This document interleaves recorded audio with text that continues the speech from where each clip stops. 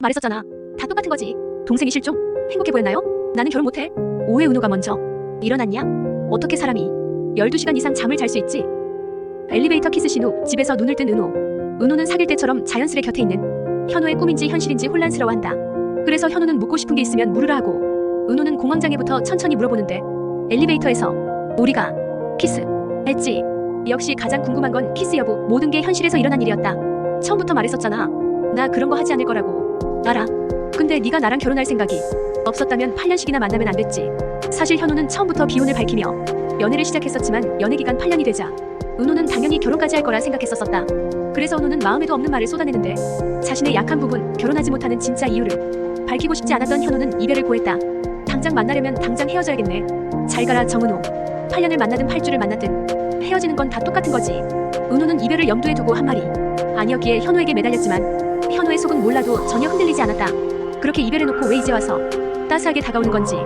은호는 집에 가지 않는 현우를 어색해하지만 현우는 원래 자기 자리였던 양 계속 옆을 지켰다. 은호가 한숨 더 자고 병원에 갈 수 있을 때까지. 공황장애도 빨리 치료해야 한다는 현우에 은호는 어쩔 수 없이 가던 병원으로 가는데 무슨 일이 있나요 혜리씨? 선생님 저 은호인데요.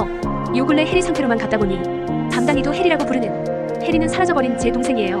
은호는 다른 인격체인 혜리가 자신의 동생임을 밝혔는데 치료에 진전이 있을까? 은호는 담당이에게 혜리의 얘기를 이어간다. 부모님을 여의고 너무 한량처럼 자란 듯한 동생의 친구라도 사귀라며 보낸 졸업여행에서 동생이 실종되어 버렸고 자매를 보살펴주던 할머니도 갑작스레 돌아가시며 혼자가 되었다고.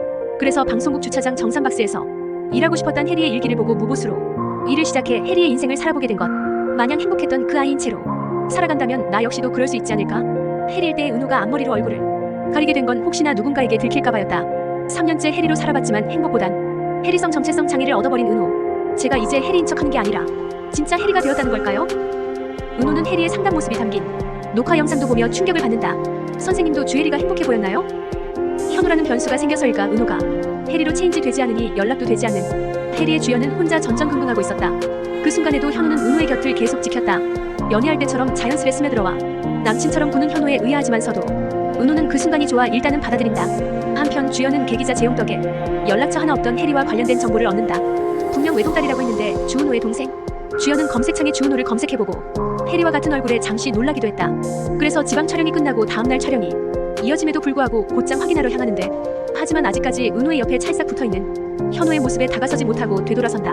너도 이제 9시 뉴스 들어가면 저렇게 천년만년 해먹으라고. 그리고 기다려. 내가 네 옆자리에 앉을 때까지. 은호는 다음날까지 계속 현우와 함께하며 안정을 되찾고 같이 삼겹살도 먹으러 가기로 해. 신나게 옷을 갈아입으러 갔는데 은호를 기다리는 현우에게 걸려온 연락. 미자 할매가 아프다고 한다.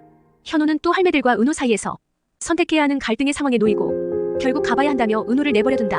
그리고 돌아서는 현우의 모습은 은호에게 현실을 깨우치게 만들었다. 하루 이틀 다정하게 굴었지만 정현우는 4년 전 자신을 버린 전남친일 뿐이란 것. 안녕 잘 가면 그만이지. 나갈게. 나는 결혼 못해 주은호. 근데 너는 하고 싶은 거잖아. 아니 안 해.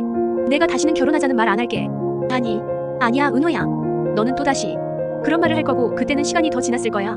그러니까 그만하자 주은호. 은호야 아파라. 이렇게 가끔씩 아파주라 은호야. 그래주라 은호야. 그래줄래 은호야. 가다 말고 되돌아온 현우는 이기적일 수도 믿는 말을 꺼내놓는다. 예전처럼 다시 사귈 순 없지만 은호가 아픈 걸 핑계로라도 옆에서 챙기며 같이 있을 수 있게 해달란 것. 아니 나 절대로 아프지 않을 거야. 그렇게 보란듯이 잘 살아볼 거야. 잘 가. 인사는 이렇게 하는 거랬지. 하지만 4년 전 매달리던 그때의 은호가 아니었다. 이번엔 은호가 먼저 잘 가란 인사를 건네며 다시 다가온 이별의 순간을 받아들인다. 현우는 은호가 자신의 상황을 이해하지 못할 거란 생각에 혼자 감당하며 은호를 밀어냈지만 나중에 은호가 그 사정을 알고 현우가 다른 인격 혜리의 존재를 알 때 또 관계의 변화가 생기지 않을까? 어떤 여자가 나한테 시집와? 할매들 수발은 나 혼자 들어야지. 아니 근데 할매들과의 관계성은 뭔지 같이 엮인 듯한 문지옥만 너무 프리한데. 이 영상이 즐거우셨다면 구독과 좋아요로 다음 소식을 놓치지 마세요.